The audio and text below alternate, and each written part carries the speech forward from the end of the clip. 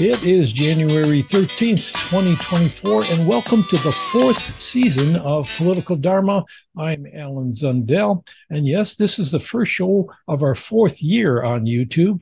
I'm going to be making a few changes to the show this year, maybe not in this episode, but a little later on. Also reintroducing myself for the benefit of you, those of you who have joined me more recently or just joined with this episode, don't know much about me, but I'm going to hold off that discussion till later in the show to get right into some more general interest items. I have been following the presidential races since late last year, not only as a means of covering them, but as a means of talking about other aspects of our political life here in the United States, our effect on the world as well, in the course of following the race. Now, I'm not that interested in the two major parties and whatever candidates they choose. It looks like it's going to be Trump and Biden once again, to everybody's displeasure or the displeasure of a lot of people across the country. But I'm more interested in alternatives to the two major parties, because I think the two major parties have become very ossified, shutting out a lot of voices, trying to claim the political system for themselves and for their corporate sponsors, and leading this country down the tubes, in essence. So I'm much more interested in alternative candidates, such as in principally Robert F. Kennedy Jr., who shows signs that he may be a major disruptive factor this year to the stranglehold of the two-party system.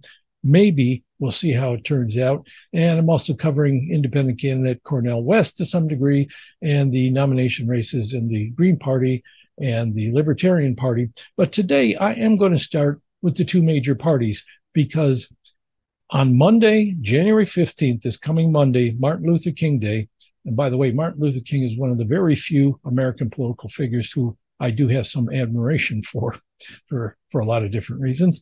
But on Monday is the Iowa caucuses, which is traditionally the start of the presidential nomination process for the two major parties. Now, that's going to be followed 8 days later on January 23rd by the more important New Hampshire primary. There's a difference between a primary and a caucus, but both of those are supposed to kick off the presidential delegate selection process, so that the people will be chosen who will go to the national conventions of the major parties in the summer and determine who the presidential and vice presidential candidates for each party are going to be, right? So let's take a quick look at what's going on this year. The Republicans are doing a traditional in-person caucus in Iowa to select the delegates to the national convention. The delegates are chosen based on their support for particular presidential candidates and how much support each of those candidates receive from the attendees at the caucuses. So this is an in-person event. And aside from the question of how a major blizzard, which set in over the weekend, is going to affect turnout for the caucuses and the final results of it, the big question for the Republicans seems to be how close Nikki Haley can come to Donald Trump in the final results.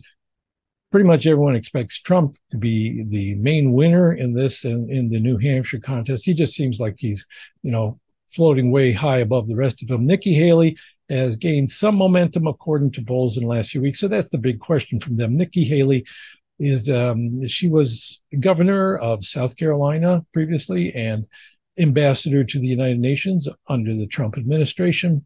And Donald Trump is the other leading candidate. And you know who Donald Trump is, I assume.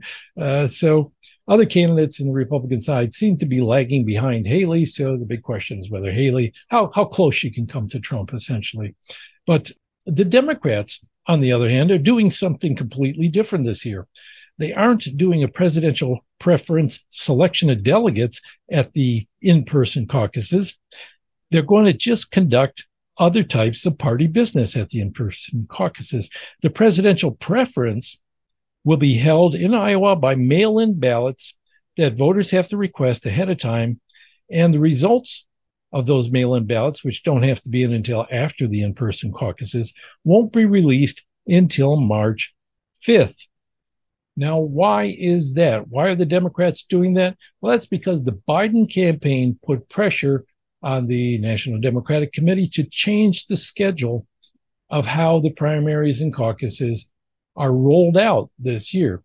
They want to make South Carolina the first state to do any kind of public presidential preference process, PPP, presidential preference process, South Carolina, because if you remember back in 2020, this is where Joe Biden finally got first place in the Democratic primary. In Iowa, New Hampshire, and Nevada that year, Bernie Sanders came in first in the popular vote in each state, pulling ahead of Biden in number of delegates won until Biden gained his footing in South Carolina. And then, with some help from former President Barack Obama, he consolidated most of the rest of the field behind him, with several candidates such as Pete Buttigieg and Amy Klobuchar and several others dropping out of the race to endorse Joe Biden. Well, that put the kibosh on Bernie Sanders. So this year, the Biden campaign is determined not to risk losing the nomination by letting someone pull ahead of him in the early state contest. Now, we also see this kind of process playing out in New Hampshire, which, as I said, is going to hold a primary about a week later, the following week on Tuesday, the 23rd. The National Party has been pressuring the state Democratic Party in New Hampshire not to hold its primary, the first in the nation primary, which it has traditionally held. Now, again, the difference between a caucus and primary is the caucus, anyone who shows up at the to attend the caucuses, it's an in-person caucus. You got to be willing to stay late into the night, where you discuss various party business and then you choose your presidential selections. And if somebody doesn't meet a minimum threshold, the people that chose their candidate have to move to another grouping for another candidate. And so it can be a long process. It's all in person.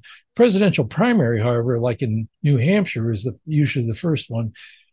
The whole public, whether it's the Democratic voters only in a closed primary, or it's all the voters who independents who decide to get a Democratic ballot, as well as Democrats in other states. But it's going to be the public that votes, the voters, registered voters who get to vote in the Democratic primary. So it's much more public, and it includes a lot more people. It's much better bellwether of how the race is actually going. So the Democratic National Committee, under the influence of the Biden campaign, has been pressuring the state New Hampshire Democratic Party not to hold its primary. Now, the wrinkle from the standpoint of the state party is that their law in their state requires them to hold the first in the nation primary. So they have to obey the state law. They're sworn officers of the law, and they say they got to follow the law. Now, just last October, that is, the Biden campaign informed the state Democrats that he wasn't going to file for the election to have his name on the ballot, and he hasn't been campaigning in the state. However, his primary rivals, author Marianne Williamson and Congressman Dean Phillips, have filed to appear on the ballot, leading Biden supporters to mount a write-in campaign so as not to appear to lose the state.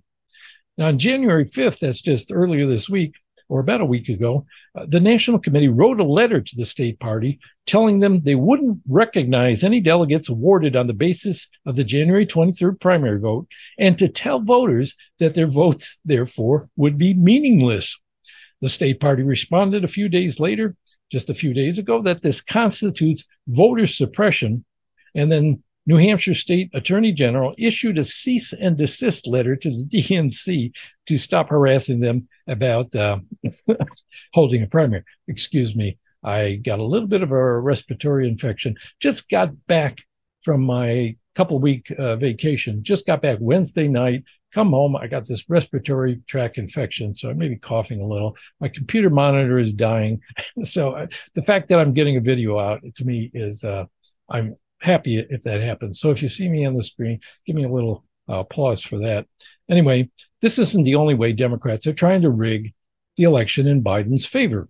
Multiple state parties, such as those of Florida, Tennessee, North Carolina, and Massachusetts, have submitted only one name to appear on the ballot for the state's Democratic primary. Of course, that name is Joe Biden. The other candidates still have a chance to get on some of those ballots, such as by submitting thousands of signatures or petitioning a state election official. But the Biden campaign doesn't have to meet those requirements. He's going to be automatically on the ballot because the state party determined that his name should be there. Nobody else needed to be. Now, in the case of Florida, the primary will be canceled if only one candidate is to appear on the ballot. So a voter brought a lawsuit to federal court to force the state to put other candidates' names on the ballot. The judge heard the case just last Wednesday and is expected to rule on it soon, which I assume would mean sometime in the next week. Now, earlier this week, a Democratic presidential candidate debate was held in New Hampshire, and it included the rivals to Joe Biden, Marianne Williamson, the author, and Dean Phillips, who is a congressman. Of course, this event didn't gain national TV exposure the way the Republican primary debates did, even though Donald Trump wasn't there. Joe Biden didn't show up for this Democratic debate, didn't get much coverage, but I'm going to show you a clip. This is from Status Quo News, showing what Phillips and Williamson had to say about all these issues involving the primaries in the Democratic Party.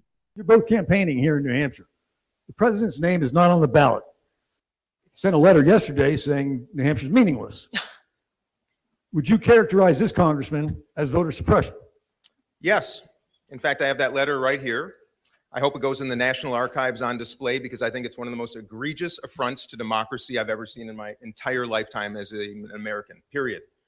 And I'll tell you what's by the way, voter ID, you know, if every American could easily get an ID, that's different. But the fact of the matter, if you are disabled or you are elderly or you live in a rural area where it's really hard, it's nonsensical. So that's voter suppression. But you know what else is voter suppression? What's happening right here. What's happening in Florida, what's happening in North Carolina, what they're trying to do in Massachusetts and other states.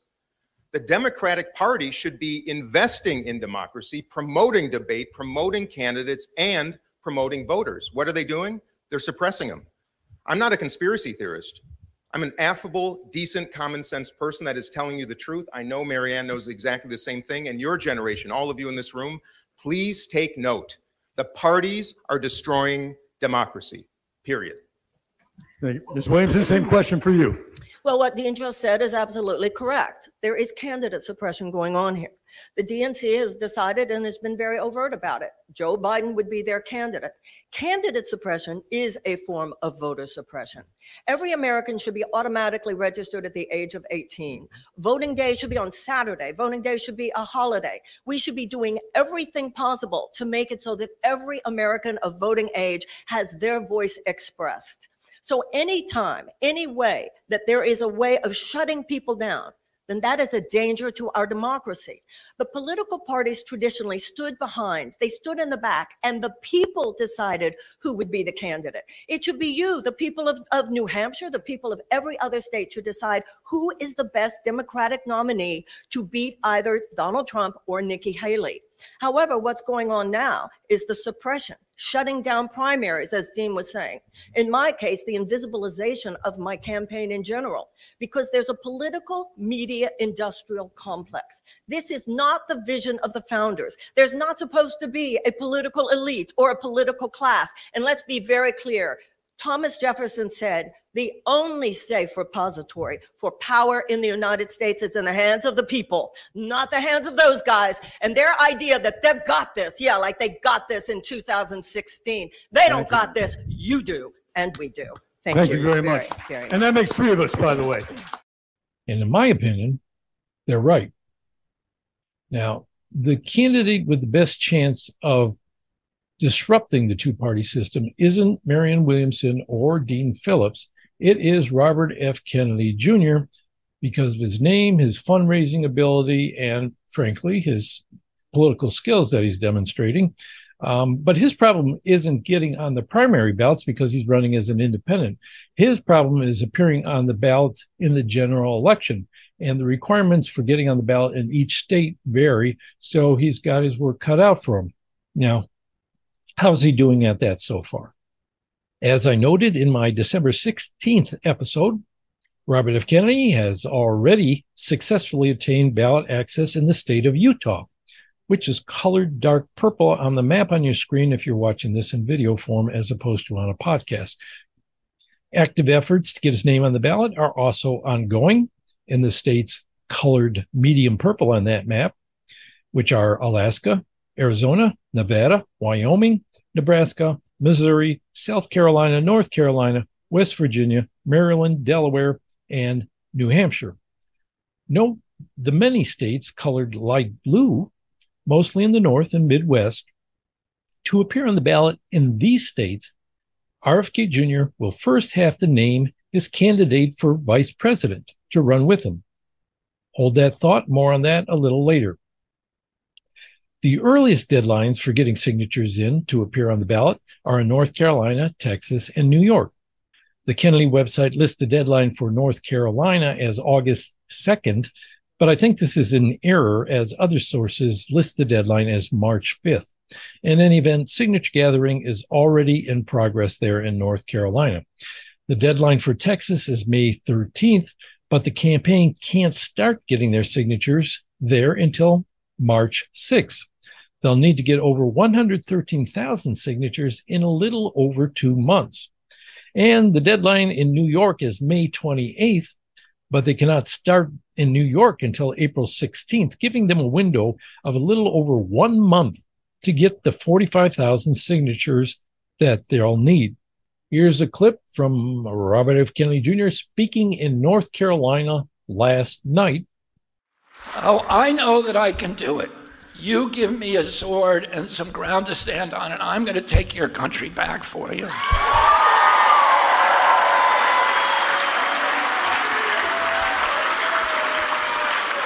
But I can't do it alone. I need a big army of people, and this is an army that I'm looking at in front of me today. President Biden and President Trump can get on the ballot for free. But I need to spend about $15 million to do it. And that's, in the long run, it's going to help me because we already have 50,000 volunteers in the field. We're building out a ground game, a ground army in every state, and in many cases in every county. And that is going to be, that's forcing us to do that, to get on the ballot. But what that means, and when the general election comes, I'm going to have a better army on the street, in the neighborhoods, than any other candidate.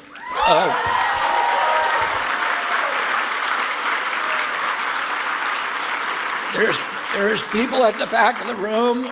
We need to sign up several tens of thousands of people here in North Carolina to get me on the ballot.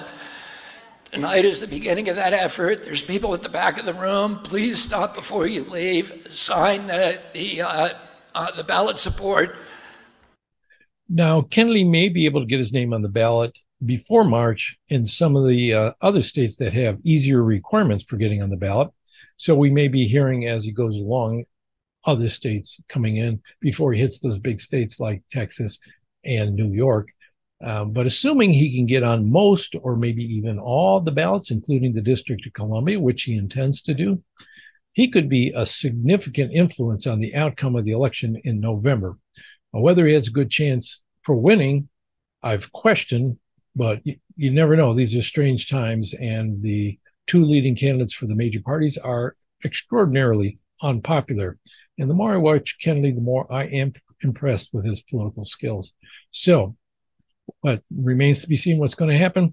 Remember what I said a few minutes ago about Kennedy having to name his vice presidential selection before he can get on the ballot in some states? Well, just a few days ago on The Rising on Hill TV, their YouTube channel, floated this rumor. Rumors are swirling about Robert F. Kennedy Jr.'s possible VP pick, and former Hawaii Congresswoman Tulsi Gabbard, has she entered the chat? One user posted, a source with connections to the Robert Kennedy Jr. campaign has told my ex-group of Kennedy 24 supporters that his rumored VP announcement date happens to coincide with his trip to Honolulu, Hawaii. Now, if this tidbit is true, then we can absolutely expect and assume Tulsi Gabbard will be the vice presidential choice of Robert F. Kennedy Jr. With her embrace of the center right these last few months, this very well could be a safe move for the Kennedy campaign. Now, the rumor seems plausible to me, as Tulsi Gabbard, who was a congresswoman and a former candidate for the Democratic presidential nomination in 2020, left the Democratic Party in 2022 to become an independent, and does have a lot of views in alignment with Kennedy. She seems to have a little bit from each side of the political spectrum, a lot like Kennedy does. If there's anything to this rumor, we should know this coming week, as Kennedy's Honolulu rally is planned for this coming Thursday, January 18th.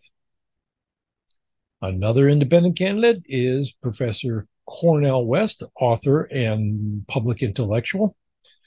West sent out an email yesterday announcing that a volunteer, who he calls Brother Charles, successfully challenged the Arizona Secretary of State's determination of how many signatures would be required to get on the ballot in that state.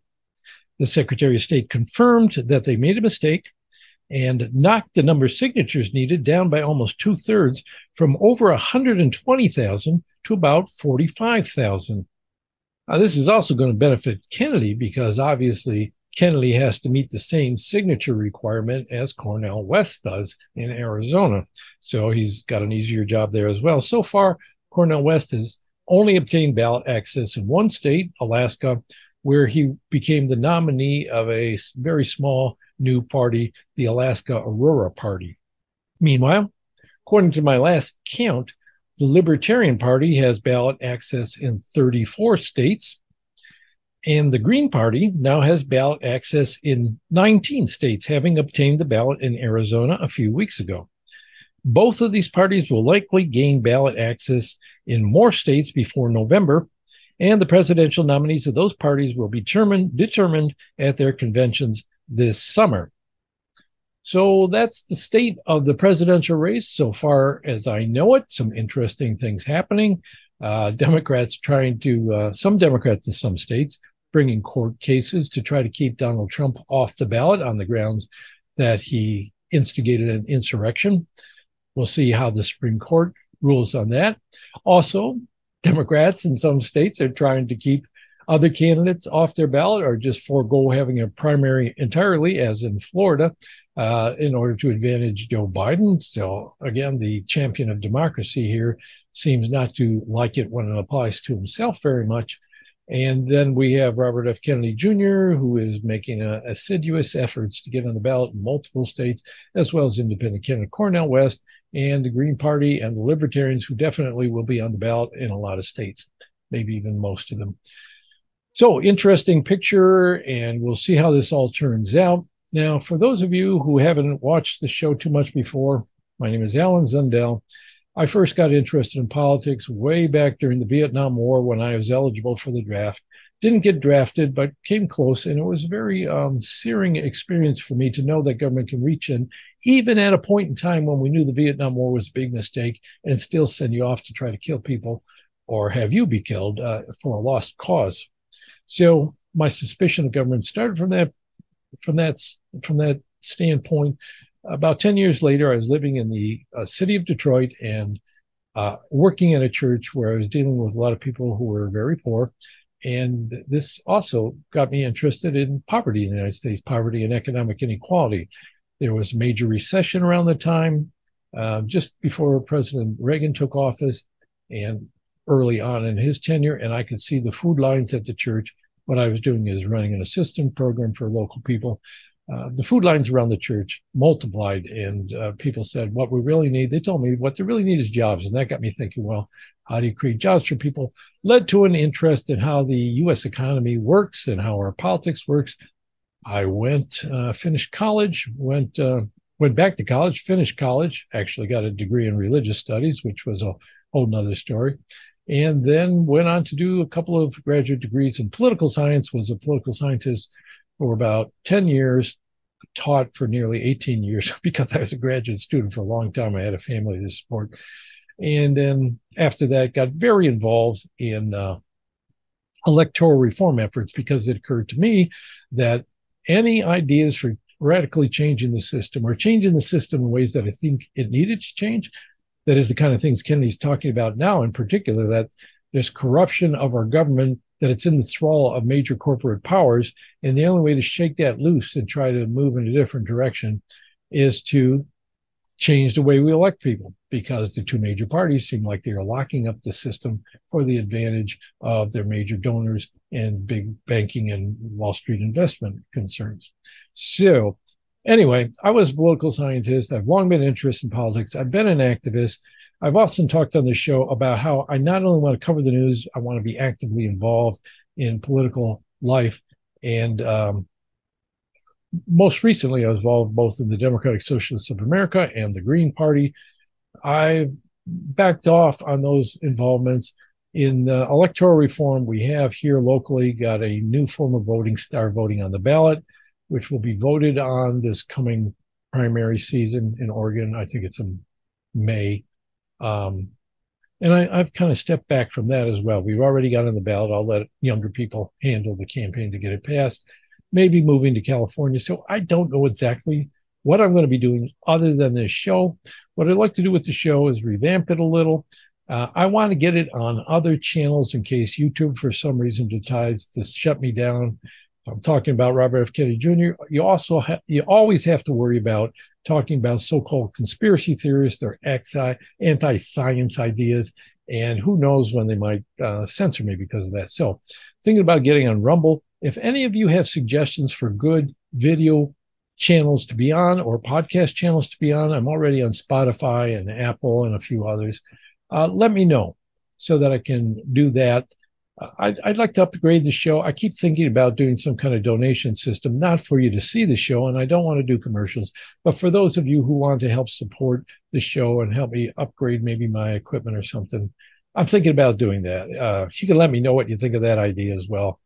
And if you have preferences as to ways to support a show, like should I look into Patreon or something else, direct donations, give me some advice on that. Want to change my intro. I thank Patty Rose, who has allowed me to use for my intro and my exit selections from his song Wee Little Tot that he wrote with Joey Helpish.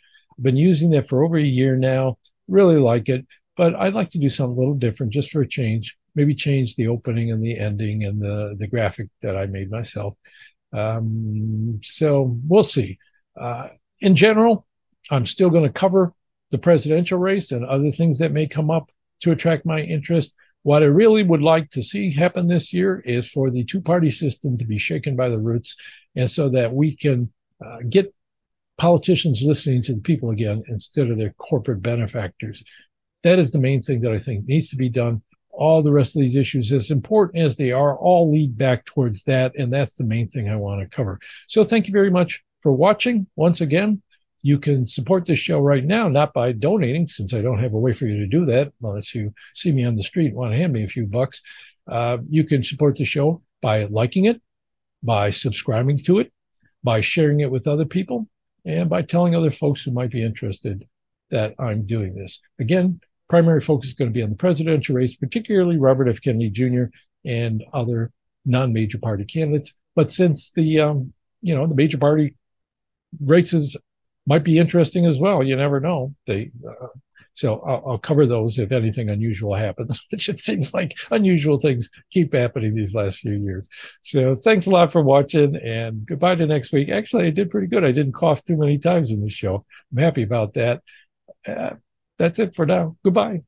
With ease, I see the chains are breaking. We gained our focus. The moves we're making will prove to determine our self-worth as a passenger on this vehicle Earth.